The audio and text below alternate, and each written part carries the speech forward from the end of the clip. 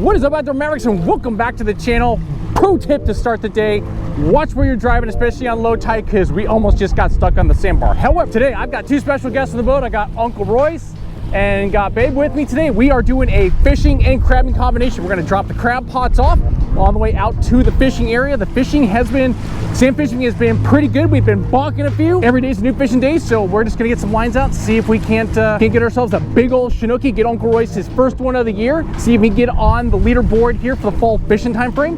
Got my gloves on, let's get the traps baited up, let's get out to the fishing grounds, let's go enjoy this wonderful fall day on the bay and get after some dungies and some big old Chinook salmon today. Right here, all right. Dropping the first one out. Let's make sure we're all untangled. Hope so, yep. All right, first one, yeet!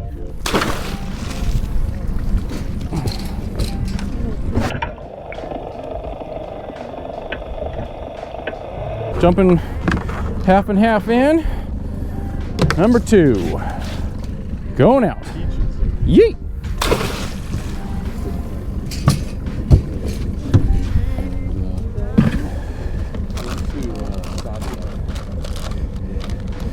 We're putting in three. It's brine salmon head here. Skunky junky right there. Okay, trap number three going out. Fish head and chicken. Yeet! Little deadly Duncan in here, and we'll get this thing off.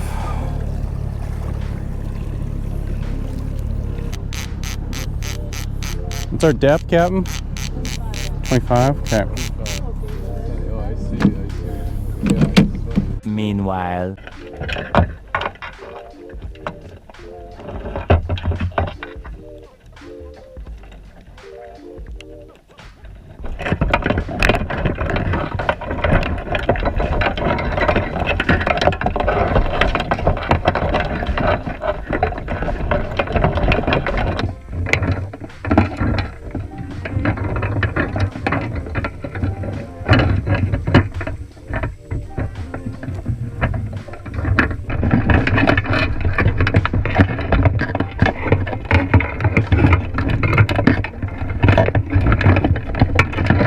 Today was about 4.5 hours of fishing and not even a bite. We think we saw one fish caught. I mean, it was slow out there. The south wind was absolutely brutal. Our gear kept getting caught with grass every 5 minutes, and it was a brutal struggle. So, not a lot of fishing content to show you, so we're gonna head back to catching some crabs. Who's pulling the first one? Actually, you want to pull the first one? Let's go. Let's pull. Muscles from Brussels. Let's pull a 50-pounder here. What do you say, guys? All right. Here he comes. Here he comes. Got him.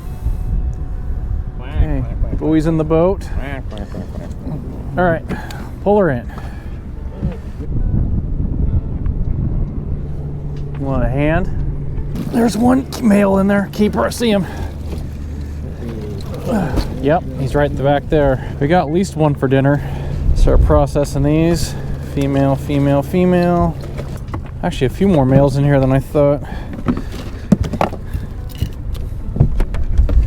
Let's see, measure the first one here. He's short. Shorty.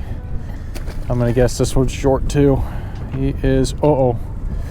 Uh-oh. What do we got going on here? Hey, I need a ruling. I need a ruling.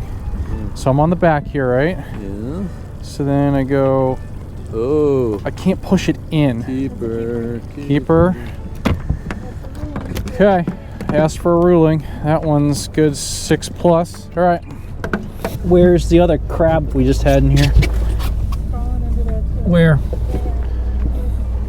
Don't step on the crab. Where is he? I think Royce is doing You just.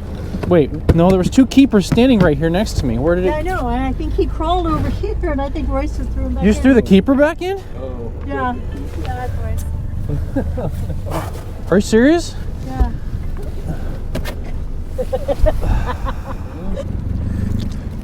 Okay, going on, back out. All right, first one going in, buddy. Bite. All right, my turn now. Okay, buoys are in.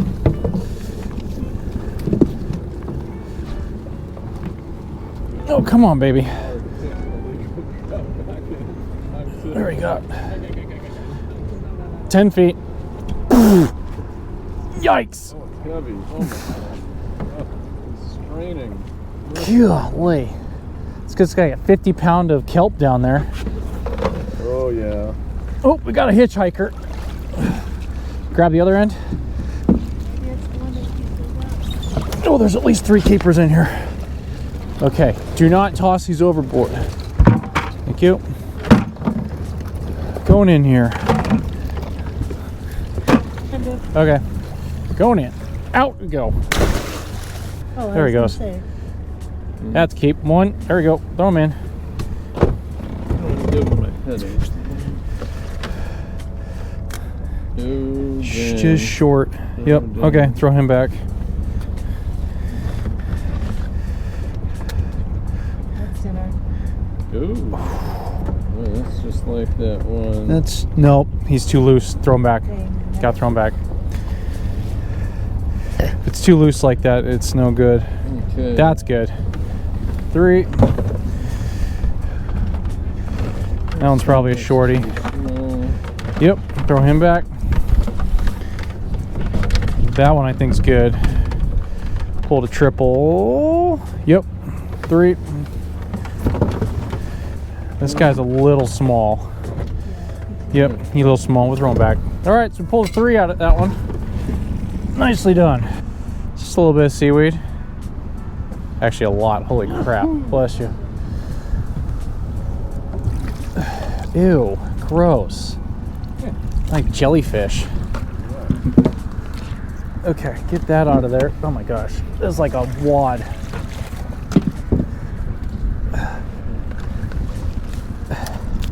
Okay, now we're out.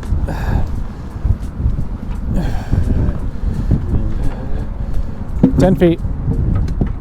Okay, come on.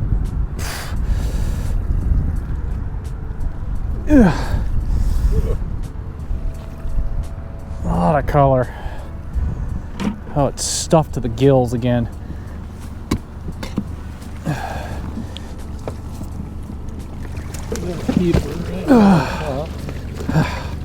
Whew. All right. Flip this around. Okay.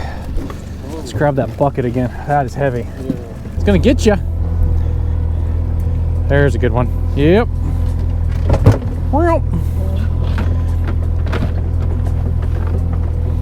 Oh, that's another quality one. Perfect. In you go. Oh yeah. Triple. Boom. He looks a little small. Yep, he's small. Uno mas. Just short. Send him back. Okay. Got 7 so far. Okay, sending it. All right, let's see if you can redeem yourself. Trying to redeem here. All right. Come on, Uncle Royce. Let's go.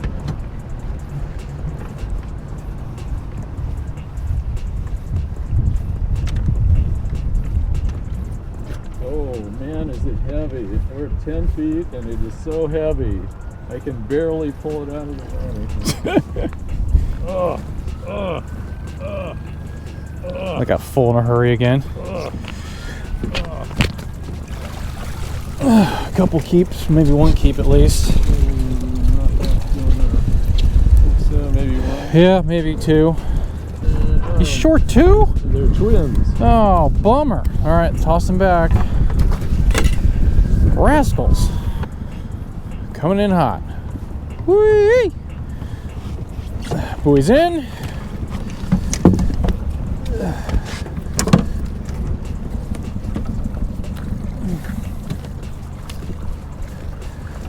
Come on up.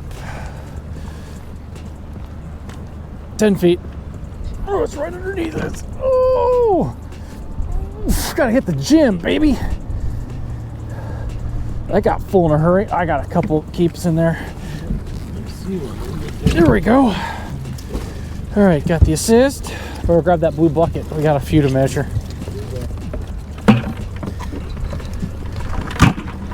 That one will keep for sure. Okay, what do we got here? Gotta keep From that hole? Start. All right. Do we need a judgment there? I think the keeper. Ooh, I don't know. It's like the one I threw All right. away before. All right. In fact, I think that is the same one I threw away before. Oh, probably. I mean, he's probably close. This one's not a keeper. He's short. Throw him back. Right there. Come on, get out of that bucket. Ouch. Ouch. He's good. Ouch. He's good. 2. Yep. Waste of time. It's a waste of time. Still got to check it anyway. Sure. Just a tad. And The grassy monster here, he's just short too. short. Yep. Short. Yep. Short. Come on, big crabs. Almost see the bottom. Here we come. Nice and slow. What do we got? We got a lot of color. Oh my gosh. Loaded. Loaded with females. Loaded with females. Oh, no hitchhikers. Where did this guy go down here? Get out of here, little buddy. Good job, guys. All right, Mavericks, we made it back to the house safely and securely because that south wind today was absolutely brutal to be out there. I mean, it was just waves crashing into the dock. It was crazy. Now, crabbing was pretty good. As you guys saw, fishing absolutely stunk. We got 0, only saw like 1 caught, basically. It was just a tough day of fishing. However, you always throw the crab pots out because you never know you're gonna be able to get some dungeness crab on the way out. Again, fishing is just something that you never guaranteed, especially salmon fishing, one of the toughest fisheries here in the Northwest. It's never guaranteed, and the weather today was absolutely brutal, but crabbing is pretty good. We got over double digits. But for today, to wrap up the video, I'm gonna show you guys my crabbing setup for my square traps. A couple of you guys have been commenting and asking me to go through the setup, and so that's what we're gonna do for today's video, is me to go through end to end how I set up my crab traps, at least the foldable ones. So as you guys can see here, this is a foldable trap. I believe it is, I don't know what brand of foldable trap this is, but it's heavy duty. This has been in the family for quite a while. And so let's start with this. This is a foldable trap, which means that you can fold this away, you can pack this away if you want, if you're traveling, if you're going place to place, which makes it super easy to condense down and to store somewhere. However, since I go out crabbing a bunch, we just leave them here and we don't put them away or break them down. But let's start with the basics. So you've got 4 sides. You can clip them in with the clips here.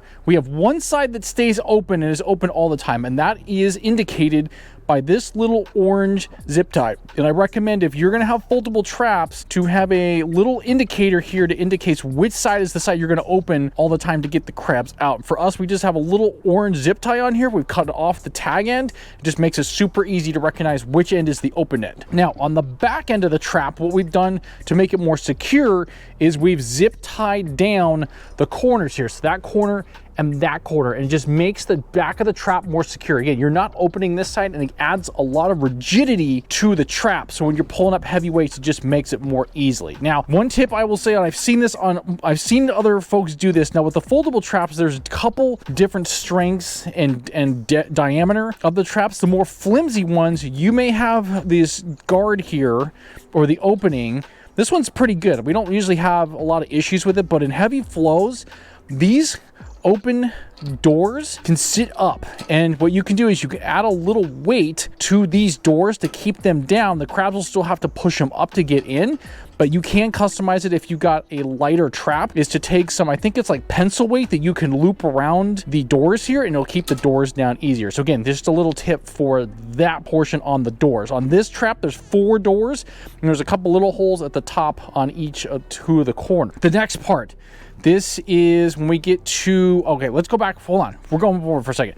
Bait box. There's a bunch of different bait boxes that you can get for traps. This is just a square one that I've got here, just square in the middle of the trap. And the way we've got to secure down, again, is just with zip ties cutting off the tag end. And then obviously you have your clip here. And if you open this, then you put your bait in the bait box here, and then you secure that down. Now, one extra tip I would say to make it even more secure is to use these guys. And I always attach these to the trap and I attach them to the bait box when I'm using them. These are rubber reusable zip ties. And what you'll end up doing is taking the rubber zip tie and just clasping it right here on the bait box. It's an extra safety measure to make sure that the crabs can't pull your bait out of the bait box very easily. But if this little loop here that's supposed to be for the trap gets loose and all the chicken comes out, well, you're SOL. So having a little extra zip tie, and these are just, again, reusable rubber zip ties are super helpful to keep the bait boxes secure. Then let's go to the top here. Obviously, we've been crabbing a bunch, but this is a Danielson 4-pronged crab harness, and it's just carabiners that go on all 4 sides. So we've got one on the side here, one on the side here, and then one on the back. And then obviously this one is the one that comes off the side that we open up all the time, so the clasp is a little bit more looser, and we're taking this on and off. This also clasps in. I'll drop links below for this as well as everything else in the video here that you can see, so that you guys can purchase any one of these elements for your trap. So we've got the harness up top, and then it comes with the ring.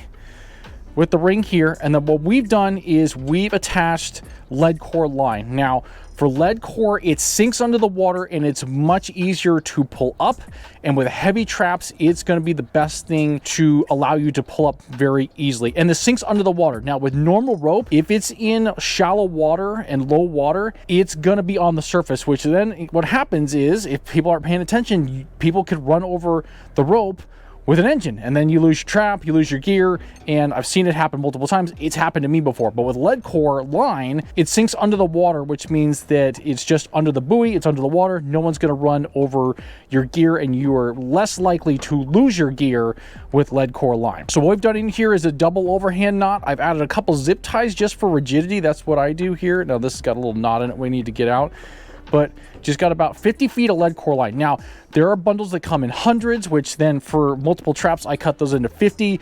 There's instances when you're going to want to use different lengths of rope. So in shallower bays, you can get away with probably 50 feet.